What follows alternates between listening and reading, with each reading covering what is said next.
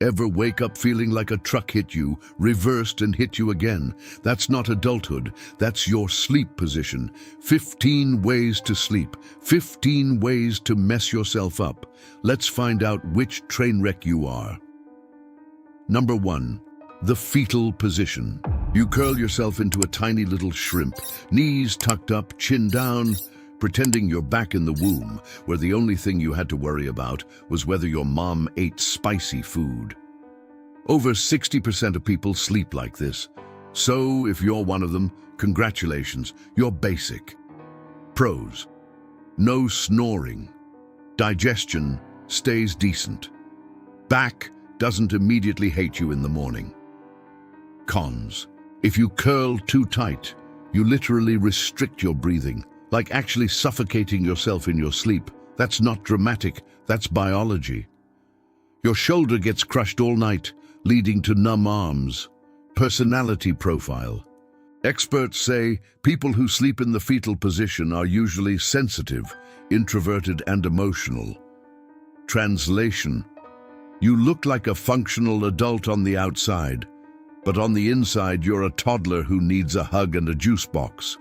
Also, if you're a side sleeper who wakes up with a numb arm, that's your shoulders screaming at you for being crushed all night. Thank you, fetal position. Number 2, the log. This is side sleeping, but with a twist. Legs straight, arms pinned to your sides like you're a soldier standing at attention, except you're horizontal and unconscious. You look like a felled tree that just gave up on life, or like someone pressed pause on a mannequin. Pros: spine stays relatively neutral and happy.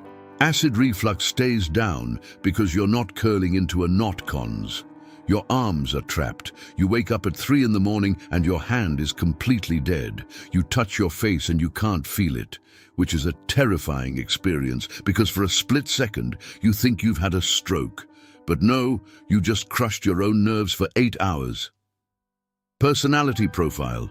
People who sleep in the log position are supposedly social, easygoing, and trusting. That's cute. In other words, they're easy to scam. If you're a log sleeper, I have a bridge to sell you. Number 3, the yearner. This one is poetic and sad at the same time. Side sleeping, but your arms are stretched forward like you're reaching for something in your dreams. Maybe it's the TV remote. Maybe it's your ex who left you 3 years ago. Maybe it's a glass of water because you're dehydrated. Who knows? The point is, you're grasping. Pros: spine is happy. Acid reflux stays down. Cons: your arms and shoulders are basically holding a push-up position for 8 hours. They will go completely dead. You'll wake up and your arms feel like 2 heavy bags of meat attached to your shoulders. Personality profile. Yearners are open-minded but suspicious. They take forever to make decisions, but once they do, they never change their minds. Translation: you're a chronic overthinker who can't commit to dinner plans but will die on the hill of which way the toilet paper should hang. You're exhausting, and so is your sleep position. Number 4, the soldier. Flat on your back, hands glued to your sides, legs straight. You look like you're practicing for your own funeral. If someone walked in on you sleeping like this, they might check for a pulse. Pros: no wrinkles. Back sleeping keeps your face from smushing into a pillow, so you'll age like fine wine. No acid reflux. Cons: you snore, and I don't mean cute little purrs. I mean foghorn-level snoring that could wake the neighbors 2 blocks away. If you have lower back issues, this position makes it worse because your spine arches and screams for mercy. Personality profile. People who sleep like this are disciplined, reserved, and hold themselves and everyone else to impossibly high standards. Translation: control freak. You're the person who color codes their closet and judges people who don't use coasters. Number 5, the starfish. This is the position that ends relationships. Flat on your back, limbs spread out in every direction like you're making a snow angel on your mattress. You are occupying approximately 2/3 of the bed. If you have a partner, they are currently clinging to the very edge, one wrong move away from falling onto the cold, unforgiving floor. Pros: no wrinkles, no acid reflux. Cons: your snoring could literally wake the dead. Your lower back is suffering because there's zero support. You're just a limp noodle on a flat surface. Personality profile. People who sleep like this are supposed to be selfless, good listeners, and humble. But your partner would disagree with the selfless label because you stole all the blankets. You took the entire middle of the mattress, and you're drooling. The Starfish is a menace, and if this is you, I hope your partner has a good therapist. Number 6. The standard back sleeper. This is the position your physical therapist dreams about. Flat on your back, head elevated about 10 to 30 degrees on a nice pillow. Experts say this is objectively the healthiest sleep position. Pros: neutral spine alignment, fully relaxed muscles, no wrinkles, minimal acid reflux. You wake up feeling like a functional human being instead of a crumpled piece of paper. Cons: if you have sleep apnea, this position is your worst enemy. You will literally choke yourself awake in the middle of the night because your airway collapses. It's terrifying. You'll gasp for air like you're drowning, sit up, and wonder if you just died for a second. Romantic, right? Personality profile. People who sleep like this are disciplined, calm, and make good life choices. In other words, they're boring and we all hate them a little bit. Number 7. The Freefall. Flat on your stomach, face buried in the pillow, arms stretched above your head like you're skydiving without a parachute. Congratulations. You have selected the absolute worst sleeping position on planet Earth. Let me repeat that. This is the worst. Pros: you don't snore, that's it.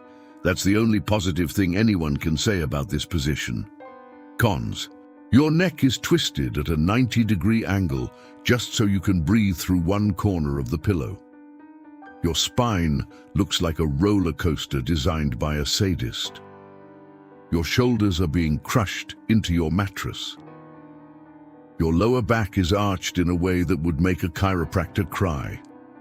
Do this long term and you get the full deluxe package: chronic back pain, joint pain, neck pain, shoulder impingement, and a deep, burning regret every morning. Personality profile. Apparently, people who sleep like this feel like their life is out of control and they wake up with anxiety. Think about it. You're sleeping face down with your arms up like someone's robbing you. Of course you're anxious. If you're a freefall sleeper, please go to therapy and also buy a new pillow. Number 8. The pillow hugger. Side sleeping, but you're clutching a pillow like it's the only thing keeping you from falling into the void. Pros: your arms have somewhere to go. Less pressure on your shoulder. Cons: you're hugging a pillow, not a person, not a pet, a pillow. That's just sad. You're using a piece of foam and polyester as an emotional replacement for human connection. And let's be honest, you're probably hugging it because your partner stole the blankets again. Pathetic, but relatable. Number 9, the elevator. Sleeping with your entire upper body raised on a mountain of pillows. This is the savior for acid reflux sufferers. Pros: stomach acid stays in your stomach where it belongs. You don't wake up with that lovely burning sensation in your chest. Cons: you have turned your bed into a hospital gurney. You look like a patient in a geriatric ward. Romance level 0. Your partner looks over at you and sees a person who's given up on comfort and embraced medical necessity. It's not sexy, it's just sad. Number 10. The chair snoozer. Sleeping sitting up. Usually in a recliner, sometimes just on a regular chair, head tilted at an angle that defies human anatomy.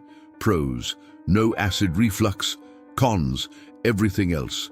Your neck is absolutely wrecked the next morning. You'll wake up and not be able to turn your head for 3 days. And also, you fell asleep in a chair. Let's be real. What happened to your life? Did you lose your bed?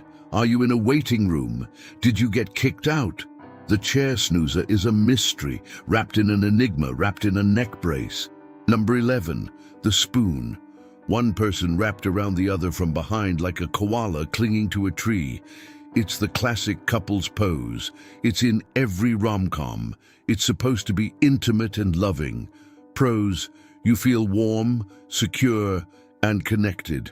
Cons, let's be honest, the person being spooned is miserable. You're getting hot, stale breath on the back of your neck all night. An arm is crushing your waist. You can't move. You can't roll over. You can't adjust the blanket.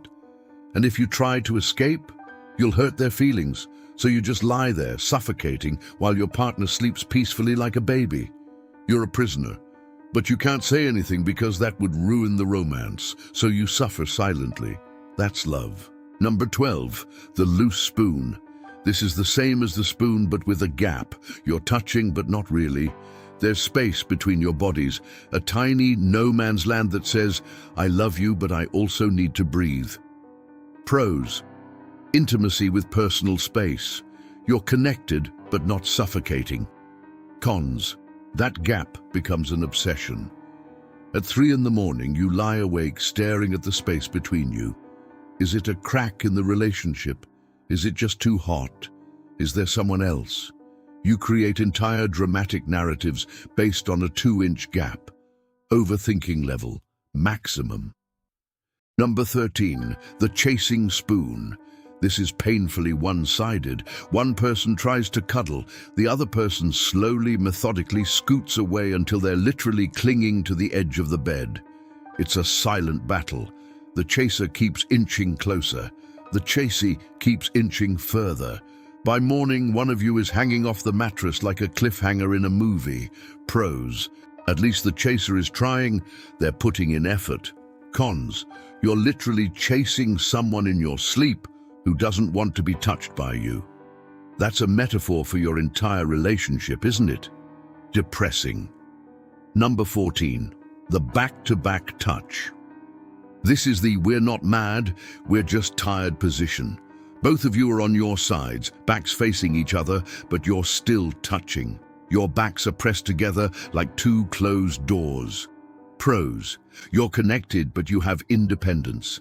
You're not suffocating each other. Cons, you wake up and you don't even look at each other. You're facing opposite directions like you're about to duel at sunrise. But hey, you're still touching. The relationship isn't completely dead yet. It's on life support, but life support counts. Number 15, the leg hugger. This is the chaotic neutral of couple sleeping positions. Your upper bodies are doing completely different things. One is starfishing, one is fetal, but your legs are tangled together like a knot of snakes. Pros, a little intimacy without going all in.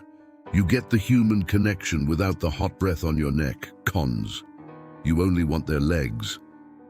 That sounds questionable. Your legs will fall asleep. You'll wake up and try to walk and immediately collapse because your foot is dead. Romance and paralysis. What a combination. The morning after. Let's talk about the repercussions. You wake up. You try to get out of bed.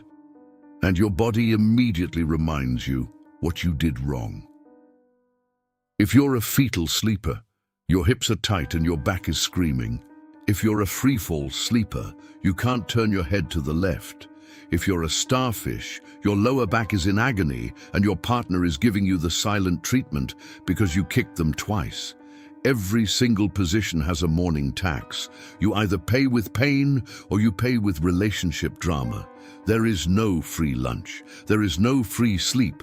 And if you wake up tomorrow feeling better, great. If you wake up feeling worse, well, at least you tried. That's more than most people do. Good night, sleep tight. And please, for the love of everything holy, don't sleep yourself to death.